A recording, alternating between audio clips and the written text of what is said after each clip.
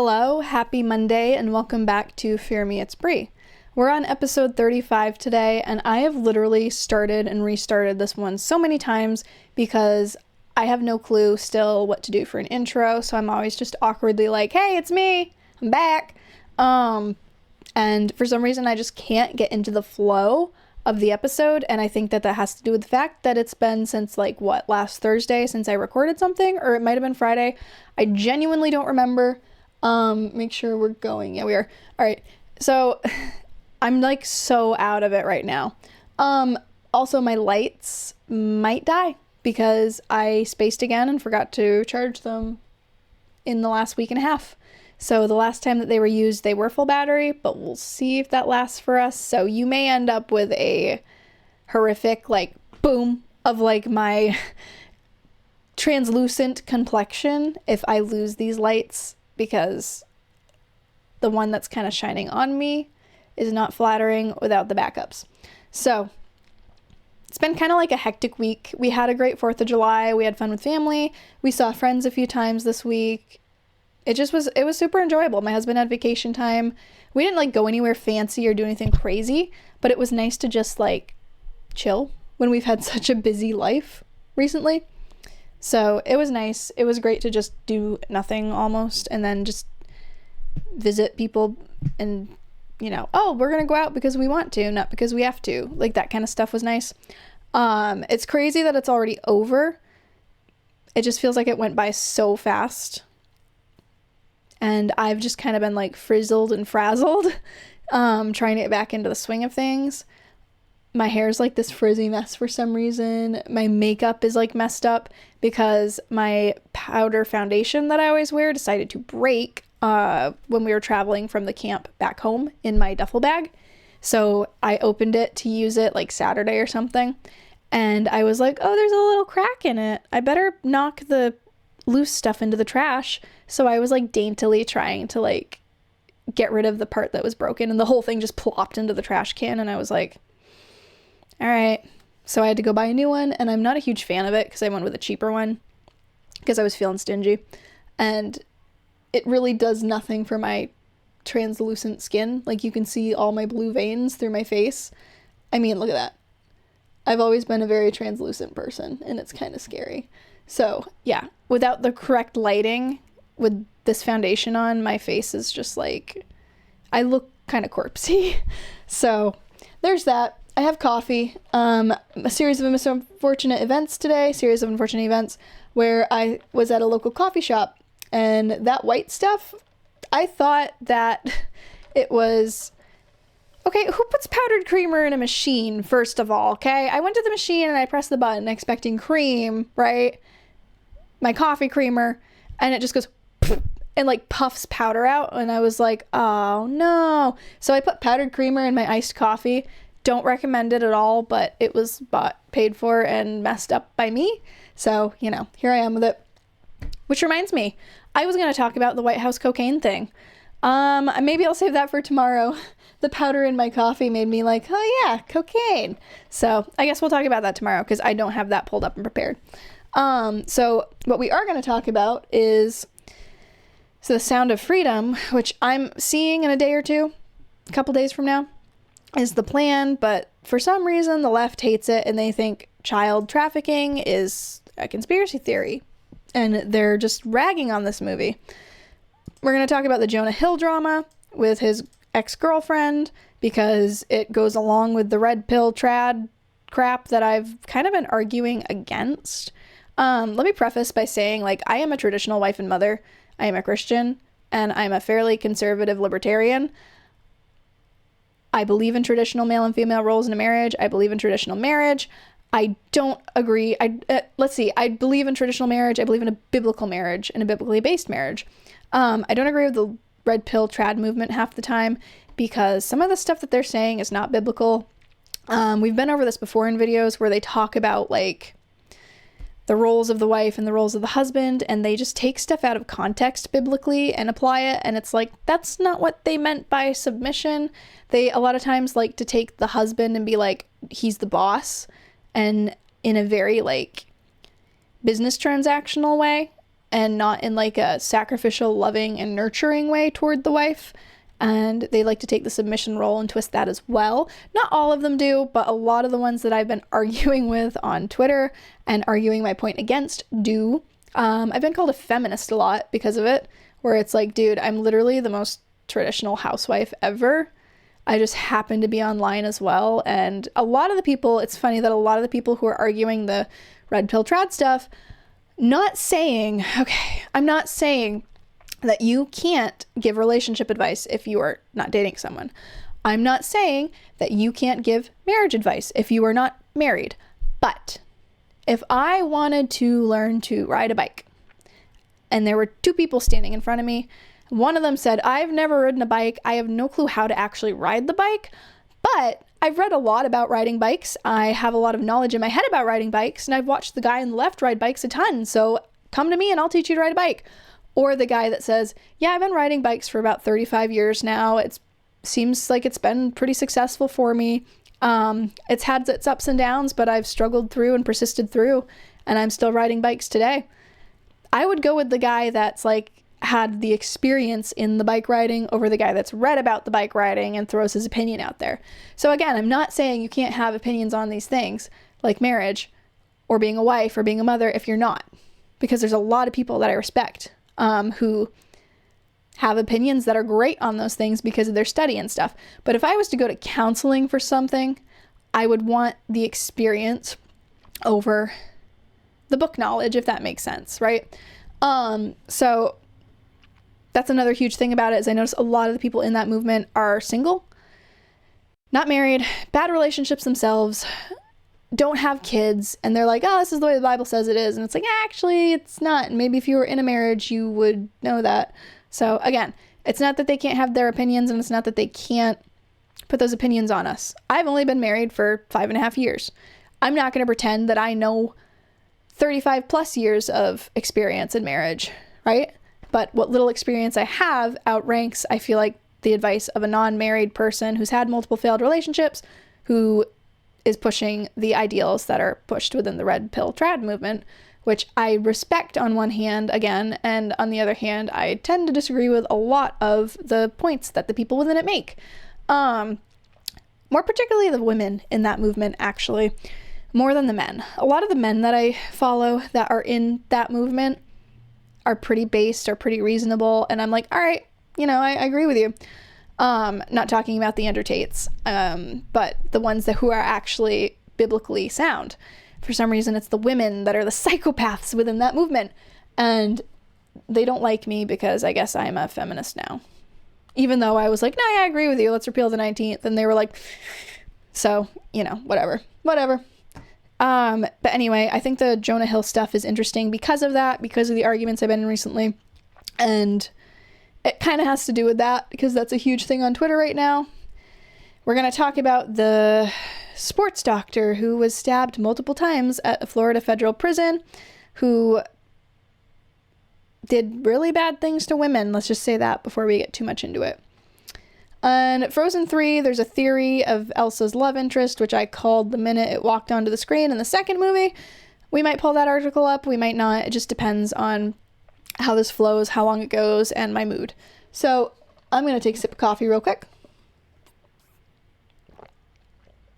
We're going to jump into things. But before we do, wow, okay. Killing myself with this coffee stuff here. It might be the powdered creamer because it is a little chunky. It's really just, I'm never doing that again. I can't believe I did that. I literally just ruined. It was a nice Irish cream coffee, and I went to the machine thinking it was liquid coffee creamer, and powder just started flipping out of it. And yeah, yep, no, I did that. I fell right into that one. I ruined it. So whatever. I have to just drink it and deal with it. So anyway, we're gonna jump into things. We're going to start with the post-millennial article for The Sound of Freedom, which I believe I'm going to be seeing Wednesday or Thursday. I have not heard from people I know who have seen it, both online friends and friends in real life, that it is amazing. It is phenomenal. It's a super emotional ride. It sounds like it's super well done, but for some reason the left has to dunk on it because they love child trafficking. So this post-millennial article, wow, words, says, left-wing media seethes over success of anti-child trafficking film The Sound of Freedom. The movie tells the story of Tim Ballard, who started an organization to fight child sex trafficking, because that's such a terrible thing to do. So The Guardian had a headline that said, Sound of Freedom, the QAnon-adjacent thriller seducing America. What? Doesn't make any sense, but okay. And from what I've heard, like, QAnon, I don't know anybody who personally in my life is conservative or right-wing who believes in QAnon or follows the QAnon bullcrap. I remember one time my husband and I were driving and we looked out the car window and I was like, they have a QAnon sign in their yard, like one of those like political signs. And that is the only thing I've ever seen in my area, around me, anything, or been exposed to I had to Google what QAnon was. And this was after it was already a big thing, apparently. So it was very much like, oh, that's a thing? Like, I've never heard a conservative bring it up. So it's kind of like the left is like, oh, QAnon trafficking theories. And I'm just like, most conservatives don't actually believe in that weird Q person who's sent by God, I guess. I don't know. Most of us think that it's as nutty as the left does. But anyway, this movie's being accused of being a QAnon conspiracy by, like, every media outlet out there. Reports from the left-wing news sites, Jezebel and The Guardian, have tried to discredit the hit release Sound of Freedom, linking it with conspiracy theories. The movie tells the story of Tim Ballard, a man who started an organization to fight child sex trafficking. It stars Jim Caviezel, who acts as the role of Ballard. Love Jim Caviezel. He was fantastic in The Count of Monte Cristo.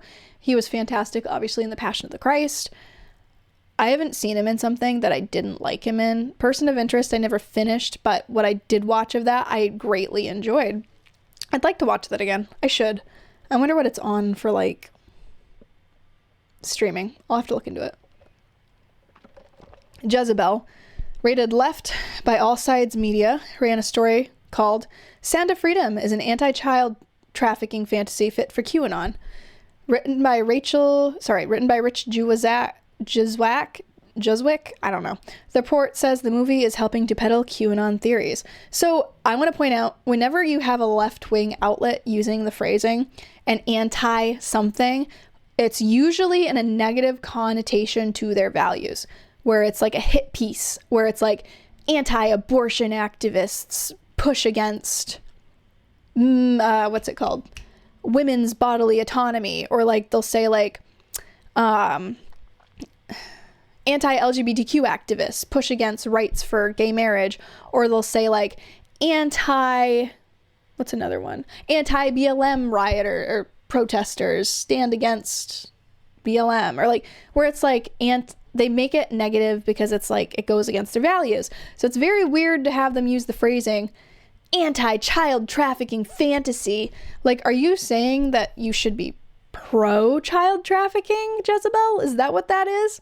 Because that's a very weird way to phrase the headline for that article, which we will open up actually, and we will check out in a minute because I do want to read that as well. Just in April, The Guardian published a report showing massive trends in child sex trafficking on Facebook and Instagram and did not mention QAnon. So Jack Posobiec tweeted, The Guardian, Sound of Freedom is a QAnon paranoia. Also The Guardian, how Facebook and Instagram become marketplaces for child sex trafficking. According to the American Jewish Committee, QAnon is a loosely organized far-right network of people who believe the world is controlled by a satanic cable of pedophiles and cannibals made up of politicians, mostly Democrats, mainstream media, journalists, and Hollywood entertainers. The cabal is accused of controlling a deep state government whose purpose is to undermine and attack President Donald Trump and his supporters, where it's like, the world is run by a lot of evil people. Man is fallen, there's sin nature, and we are depraved creatures. Men are depraved. Humans are depraved, but I don't know. It just like, I don't know. The bloodletting and organ harvesting of children is mentioned in each of the articles as part of the conspiracy. That happens. Children are trafficked, not just for sex. They are also trafficked for organ harvesting and then discarded. It is a dark thing, but it happens. Their organs are sold in the black market. Their little bodies are discarded. It's dark. It's terrible. but them being like, oh, that doesn't happen. It's just like, are you freaking kidding me?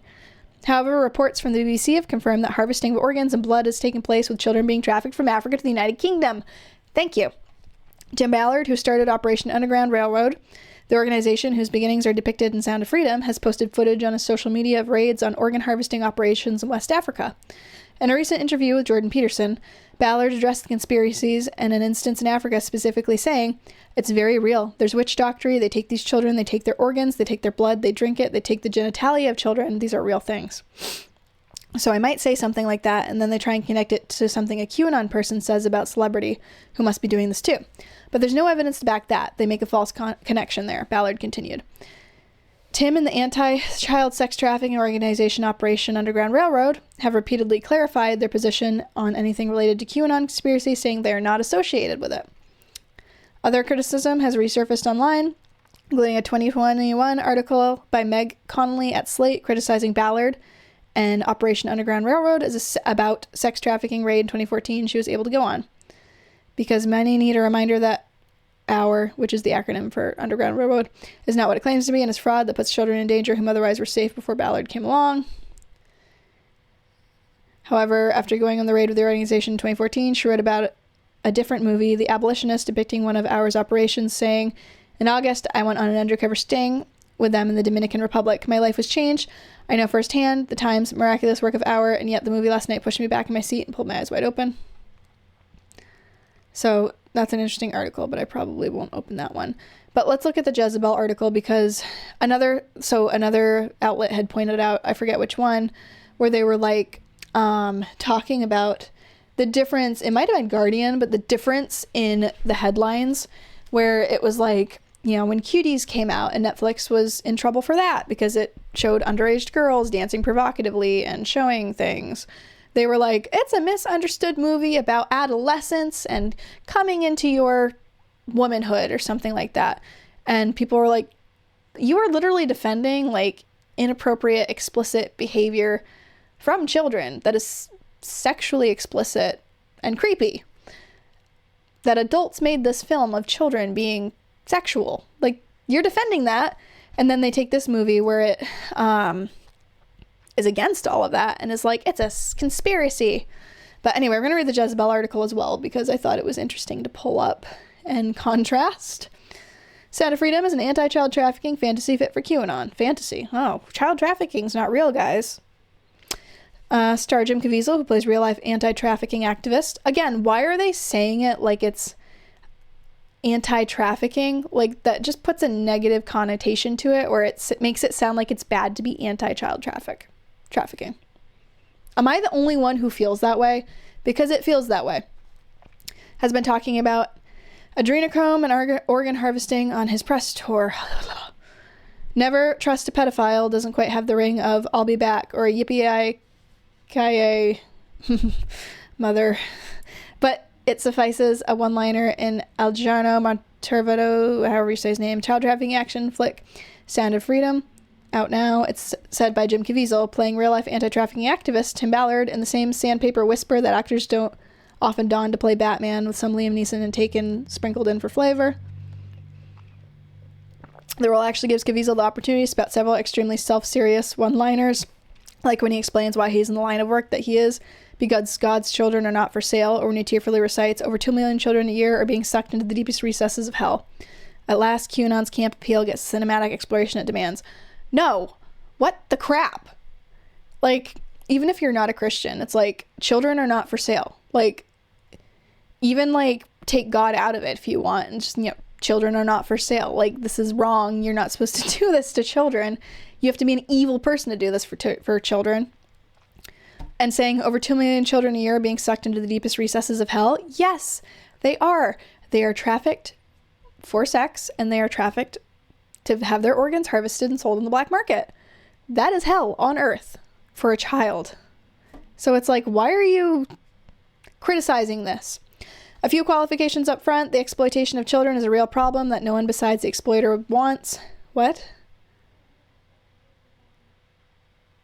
I get it, but I don't get it. Ballard has testified at the House Foreign Affairs Subcommittee and shared footage of the sting operation portrayed in Sound of Freedom with the media. Some of the footage also plays during the final moments of the movie. He was appointed to the Public-Private Partnership Advisory Council to End Human Trafficking by Donald Trump in 2019. The council was terminated in 2020. Oh, it's so bad that Trump's against... That's why they're mad about this. Trump's against human trafficking. So, of course, they have to be against they have to be for human trafficking. Wow. However, the legitimacy of Ballard's organization, Underground Railroad, it claims of heroic rescues of trafficking victims, and its methodology have been questioned and investigated by journalists. The organization has distanced itself from conspiracy theory groups who have chosen to latch onto child exploitation and human trafficking as a vehicle to deceptively bolster their cause. That said, Ballard told the New York Times in 2020 that some of the theories have allowed people to open their eyes, and therefore now it is our job to flood the space with real information so the facts can be shared. Why is that a bad thing? He tweeted that year, with or without Wayfair, child trafficking is real and happening, and in the attached video claimed children are sold that way in reference to Wayfair conspiracy theories, positing the furniture company's catalog was a front for selling children who shared the names of its furniture.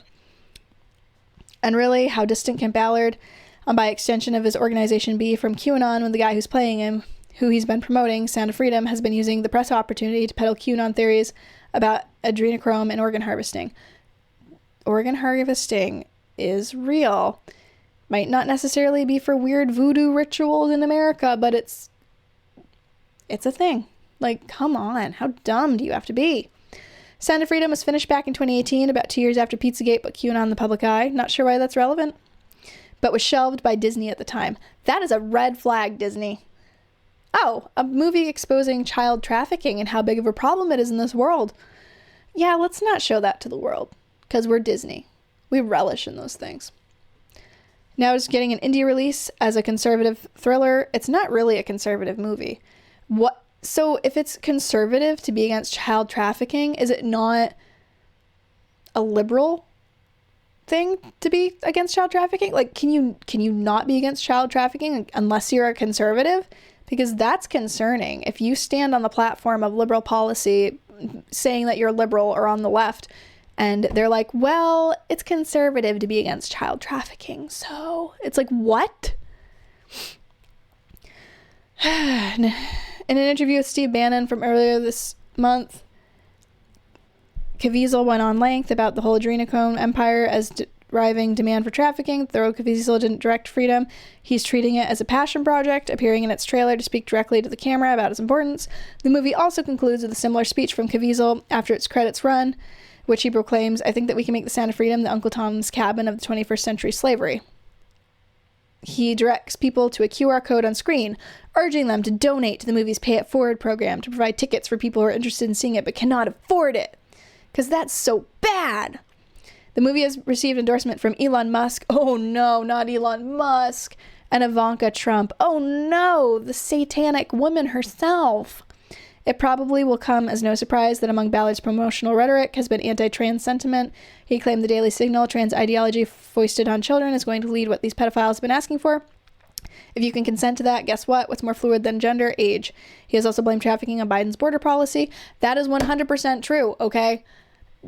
The bad border policy, it's not happy little families trying to... Yes, there are some happy little families squished in there who want to leave and come to America for a better life. That's always going to be there. But there are what are called coyotes. And they are cartel, they are traffickers, they are what you will, who take children from their parents, use them to cross the border. Oh, I'm their dad, I'm their mom. Get across the border, and they discard the children in the desert. Babies, infants, toddlers, teenagers. Discarded, thrown away, and left for literal coyotes to eat. There's all kinds of times where Border Patrol agents have found children as young as mine, right? Little kids, 24 months old, wandering in the desert. And they're like, where did you come from? And it's because they were used as a tool by traffickers to get over the border and then discarded to die. This is real. Jezebel. Why don't you get your head screwed on straight? And not to mention the age thing, that's already a thing. That is already a thing that's being pushed, lowering the age of consent. Children cannot consent to sex. Children cannot consent to any of this stuff. We've talked about this before. That's a lot of vested interest. Ballard portrays himself as a superhero, and the movie is happy to follow suit. Okay, Why is it so bad to praise a man for doing something good? Who, after a supposed unverified stint in the CIA, moves on to DHS and then quits that job because, per Sound of Freedom, he wasn't happy with the focus on merely hunting pedophiles and needed to literally save the children. Why is that a bad thing? To literally save the children. What? I don't understand this article. He wasn't happy with the focus of merely hunting pedophiles and needed to literally save the children. Thank God he went in and literally saved children from this. It's bad to save children from sex trafficking and abuse? Okay. So stop rescuing kids in America that are in foster care. Oh, if you see a kid being abused, please look the other way. Per Jezebel. He wasn't happy with... Okay. In The Sound of Freedom, Mira Sorvino, in what amounts to extended cameo, which is still long enough to get the stink of this thing all over her, plays Ballard's wife, who tells him, okay, so you quit your job and you go and rescue those kids. That's undoubtedly good for the soul, and it turns out the bank account raised $47.5 million in 2020, the most recent year for which information is available, from more than twice as much as it was raised in 2019. That's a bad thing? Meanwhile, its effectiveness has been widely called into question, where some suggested that its methods are largely theatrical, don't get the wider systemic issues underpinning trafficking, and in some cases, by insisting that traffickers procure them, the youngest possible workers, for undercover sting operations, create a demand for them, causing their trafficking. Auer denies these claims. The Ballard and Sound of Freedom never misses. After arresting California man who uploads child sex abuse material to a website, DHS Special Agent Ballard is able to convince him that he's on his side and is in fact sexually attracted to children as well, releases him and gets him to work on trafficking a child for Ballard. It is all a ruse, so Ballard can rescue the child, which he does. It turns out the child still has a missing sister who was taken in the same operation, in which a former pageant queen, Katie Giselle, posed as a talent agent who was training kids for the entertainment world. That happens all the time. There are women who are told, hey, you're beautiful, you'd be great in modeling, do you want to join the industry? And they pull them, take them, groom them, sometimes for years and years, get them to trust them, and then they exploit them and they traffic them.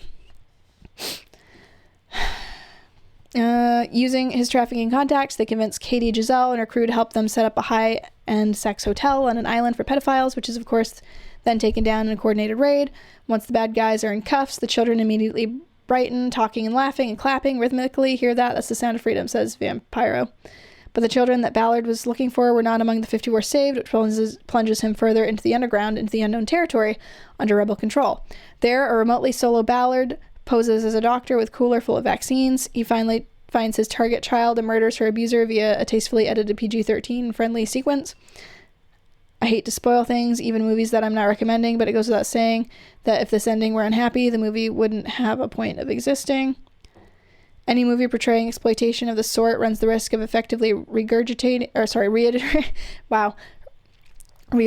and The Sound of Freedom contains queasy scenes that feature kids looking scared in beds or posing quasi-provocatively for cameras. Sorry if you're uncomfortable with the reality of what child trafficking is. It's supposed to make you uncomfortable that this kind of stuff is happening. It's not sunshine and rainbows. So chill out, Jezebel. Ballard throws the kids he rescues in a van and speeds away, and the only thing that visually distinguishes us from a kidnapping is the implied virtue. There's a lot I could say about that, but I'm gonna hold my tongue. The movie itself is well acted, looks expensive, and moves at a rapid clip. I feel no urge to ever see it again, but I can't say I can't say I was entertained in some way. It's not supposed to be entertaining. It is supposed to be eye-opening and a picture of the gravity and reality of child trafficking. Jezebel. Not everything is entertainment, okay? I feel no urge. Okay. Maybe bemused is a better word, but of course this is tailored to go down easy. That's how propaganda works. Oh my gosh. And Caviezel's shameless begging at the end of the movie underlines a desperate to decimate. The polish only makes Sound of Freedom's attempt to illustrate how a voguish cultural anxiety can be ameliorated if people would just be courageous enough to pursue it or give money to those willing to pursue it. More insidious. Oh my gosh. I wonder what the comments are like, because that was so hard to read, because it's like, they're literally like, they're basically saying trafficking is good here. Comments. I'm sorry to hear that Jim Caviezel is nuttier than Squirrel Blank. Yeah. No need to be sorry, just point and laugh at the clown. Nope, person of interest is... These turds are concerned about trafficked, sexually abused kids. Go visit any Christian fundamentalist compound or any Catholic church. Yeah.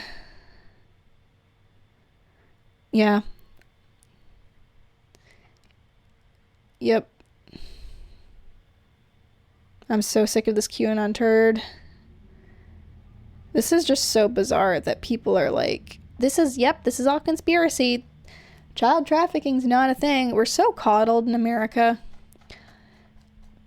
I have two things about it where part of me wonders, like, part of me wants to give people the benefit of the doubt when it comes to being evil and be like, well, maybe they're not evil. Maybe they're just so obsessed with making sure, because, you know, whenever something is popular on the right, the media has to talk it down and be like, oh, that's a bad thing.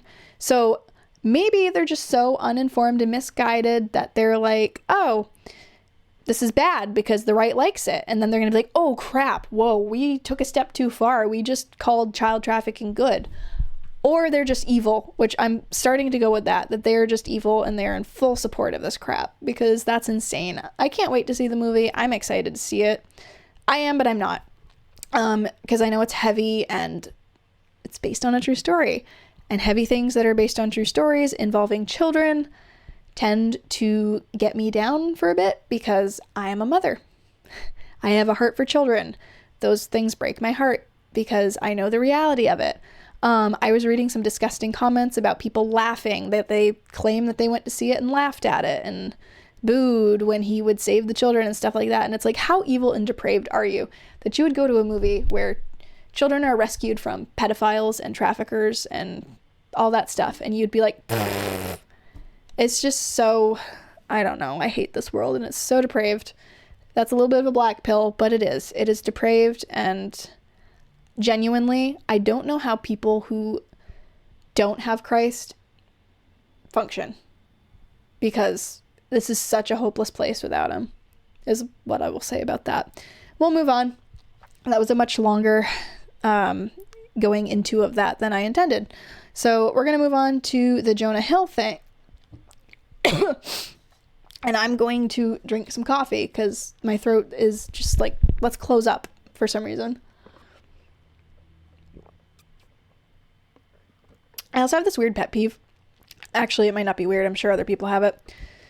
Where it's warm in here and I hate condensation from like your Dunkin' cup or whatever. So I always wrap a paper towel around it, and I just like, same thing if I'm eating like ice cream that's in like a small Ben & Jerry's size container, I wrap a paper towel around it while I'm eating it because I just can't stand it.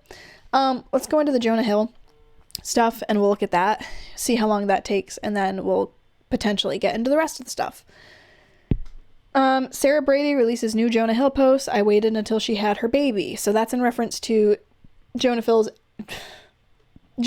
ex-girlfriend, who he's not been with for a few years, it sounds like. He and his current girlfriend or wife or whatever have just had a baby, and this girl decided to release text messages between them where she was like, he was abusive to me, and he's this, and he's that. So this is from Newsweek. Let's get into it.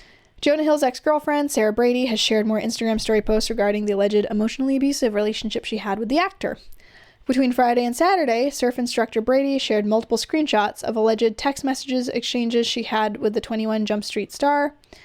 I always wonder, like, when they say, like, the star of such and such, like, how do they pick which movie? Are they like, which movie's still relevant? I guess 21 Jump Street, when they decide to, like, throw in that, like, star of such and such.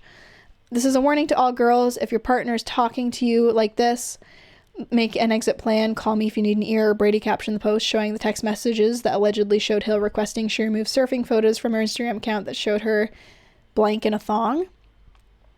Late Sunday night, Brady addressed questions about the timing of her releasing her allegations, stating that she had Olivia Millar, Hill's current partner, and the couple's baby in mind. Of course you did. I'm sure the timing can seem bad, like, oh yeah, I waited till she had a kid, said Brady on Instagram.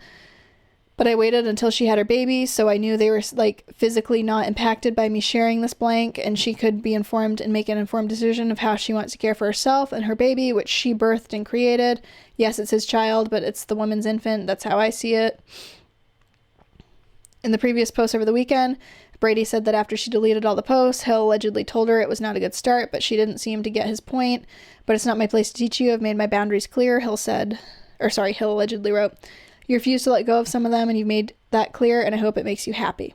In the apparent acknowledgement of Hill becoming a first-time father earlier this year, after welcoming a baby with his girlfriend Olivia Millar, I'm not sure, Brady said in another post, to hope my ex has a daughter. Maybe she'll turn him into a real feminist because the fact that she calls himself a feminist now is laughable, added Brady, who went public with her relationship with Hill in August 2021. In one of her final posts over the weekend, Brady wrote that being an emotionally abusive partner doesn't mean they're a terrible person. She said that such behavior often stems from someone's own trauma. At the same time, it doesn't mean it's okay, she added. Are they going to show the text messages? I mean, at this point, there's no going back, and I'm not trying to, slander someone's reputation. You kind of are. Brady added in a voice note Instagram story post on Sunday, I'm literally sharing their own words. And not gonna lie, part of me waited until after Miller had given birth, not right after, but a little bit after, so this current fiance and mother of his child, Olivia, I would just hope she receive some of these screenshots somehow through friends, friends of mine that I met through him that I know are good people and I know would make an effort to protect her. I didn't want to have to see all of this while she was pregnancy. That's a weird phrasing there. I didn't want her to have to see all of this while she was pregnancy. That must be a typo. That should say while she was pregnant because I didn't know what kind of stress that would cause on her and the baby, physically and everything. Brady continued to follow up post. So the text messages, I don't know, man. I think that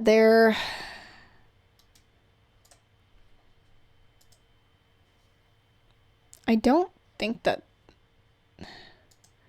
Look, they make sense to me as a married woman with kids. Is it not going to take it to me? So, here's one. This is the message that he supposedly sent to her. Oh, I haven't had my other screen open. Sorry about that. This is the message that he sent to her. He said, out of context again, so she shared DMs. This is from People. The athlete shared alleged DM exchanges between herself and Hill, which the actor appeared to send her several flirty comments, reacting to her surfing photos. Sharing this publicly now because keeping it to myself was more damaging to my mental health than sharing it could ever do. Brady wrote another post where she's basically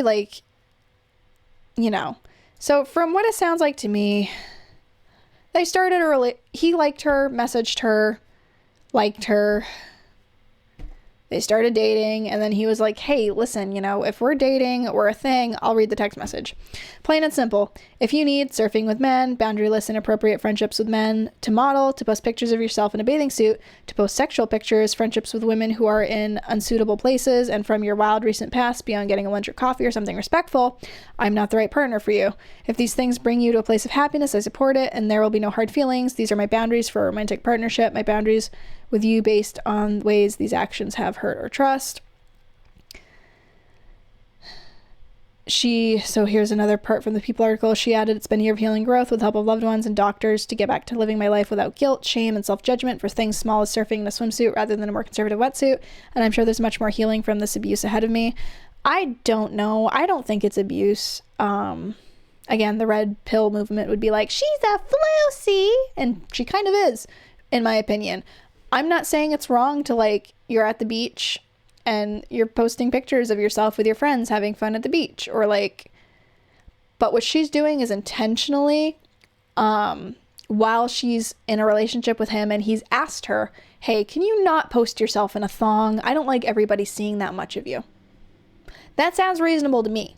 If I went and posted myself in lingerie or half nude, my husband would be like, what are you doing? So there's a difference between tasteful, attractive images of somebody and, okay, this is clearly sexual intent here. You're trying to draw that attention. And Jonah Hill clearly was not comfortable with it. And it sounds like he didn't like how close she was getting to other men. Understandable. If you're in a stable relationship, your partner's not going to be like, I don't care if you rub up against him in a bikini. That's not how that works. So she shared this story as well, which was mentioned, saying, I hope my ex has a daughter. Maybe she'll turn him into a real feminist because the fact that he calls himself feminist now is laughable. And it's like, oh my gosh, how about we protect our daughters from sexual exploitation? No, she's the typical feminist who is like, I'm just going to throw my body out there. Brady later shared a message from Hill, who welcomed a baby with girlfriend Olivia Miller earlier this year, writing, "I hope Max has a daughter." We just saw that. In another post, Brady wrote of Hill, "If I could have one wish for him, it would be that he is surrounded by feminist men who can hold him accountable to grow in the ways he expressed he wants to." Oh yeah, surrounded by soy boys. Someone being in an emotionally abusive partnership doesn't mean they're a terrible person, often stems from their own trauma. At the same time, it doesn't mean it's okay. What I'm getting from it, and I don't know them, and I don't know them personally, so I'm not a judge in that sense, but what I'm getting from this is she was very free with her body around people, images. I mean, she's a surf instructor. I've seen some of the pictures. It's more than I would post. So it's like, I understand that point of view. Were there other issues in the relationship and stuff? Maybe. I have heard that there may have been other stuff besides just this. But just this little surface scratch, I would be more apt to be on his side and be like, yeah, no, you kind of need to reserve your sexuality for the... Granted, I'm coming from the standpoint of a conservative marriage where you reserve your sexuality for your husband or your wife, the one that you are married to, right? And you protect that for them.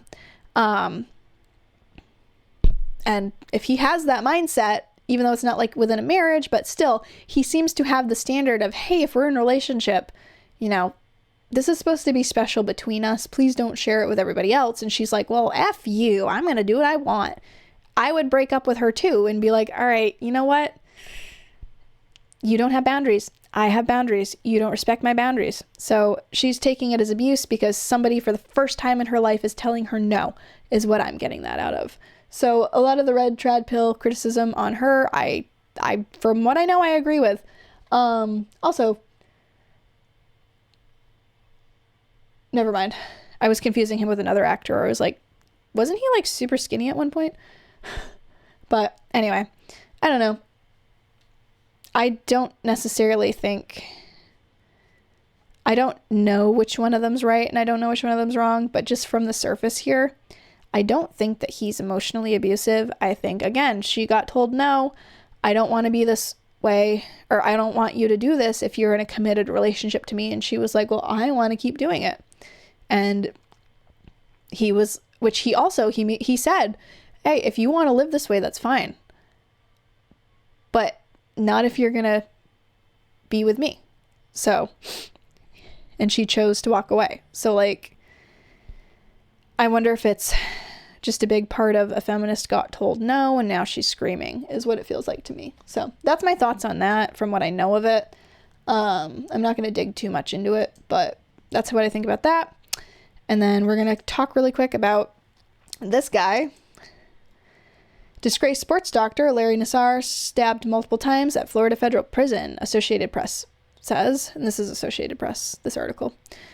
Disgraced sports doctor Larry Nassar, who was convicted of sexually abusing female gymnasts, including Olympic medalists, who was stabbed multiple times during an altercation with another inmate at federal prison in Florida. Two people familiar with the matter told the Associated Press the attack happened on Sunday at the United States Penitentiary Coleman. The people said he was in stable condition on Monday.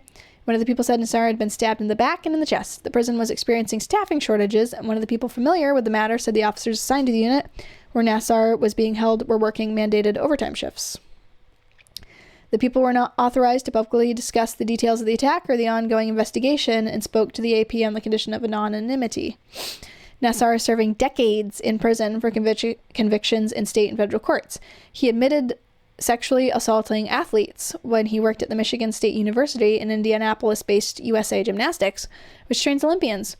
Separately, Nassar pleaded guilty to possessing child pornography. Oh, wonderful. The Federal Bureau of Prisons has experienced significant staffing shortages in the last few years, an issue thrust in the spotlight when disgraced financier Jeffrey Epstein took his own life at a federal jail in New York in 2019. An Associated Press investigation in 2021 revealed nearly one-third of federal correctional officer positions vacant nationwide, forcing prisons to use cooks, teachers, nurses, and other workers to guard inmates. The staffing shortages have hampered the response to emergencies at other prisons, including suicides. On Sunday, both officers working in the unit with Nassar were working overtime shifts. One of the officers was on the third straight shift, working a 16-hour day, one of the people said, and the other officer was on the second straight shift, the person said.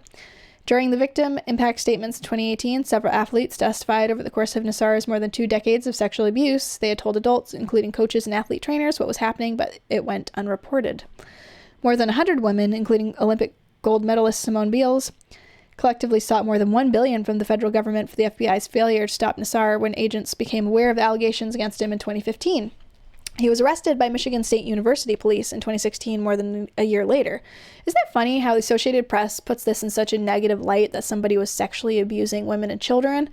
And yet we just read an article about how sexually abusing children is apparently perfectly fine. Decide. When's it good and when's it bad? It should always be bad. You shouldn't be giving it 2 different connotations here. The Justice Department Inspector General said in July 2021 the FBI made fundamental errors in investigating the sexual abuse allegations against Nassar and did not treat the case with the uttermost seriousness. Both athletes said they were molested before the FBI swung into action. The Inspector General's investigation was spurred by allegations the FBI failed to promptly address complaints made in 2015. USA Gymnastics has conducted its own internal investigation, and the organization's then president, Stephen Penny, reported the allegations to the FBI's field office in Indianapolis, but it took months before the Bureau opened a formal investigation. Another interesting point. They talk about how Sound of Freedom and Jim Ballard, like all of these left-wing outlets, talk about how, like, oh, he made the FBI and the CIA and Homeland Security look bad. They're good. They're doing their jobs. And it's ridiculous. Why do I sound like Jennifer Coolidge all of a sudden? This is really weird. But anyway, or Owen Wilson, I don't know. But they're basically like, oh, they do their jobs. This man went rogue. That's bad. And yet in this article, Associated Press specifically is talking about how the FBI didn't do anything. The FBI didn't do anything.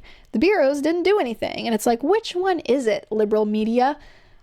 Decide. Are you for the 3-letter organizations? Do you believe they're doing the work that they say they're doing, or do you not? Because time and time and again, depending on how it benefits them, I have seen them either praise or denounce them. So, at least 40 girls and women said they were molested over a 14-month period, while the FBI was aware of other sexual abuse allegations involving Nassar. Officials at U.S. Gymnastics also contacted FBI officials in L.A. in May 2016 after 8 months of inactivity from agents in Indianapolis. The FBI acknowledged conduct that was inexcusable and a discredit to America's premier law enforcement agency. Again,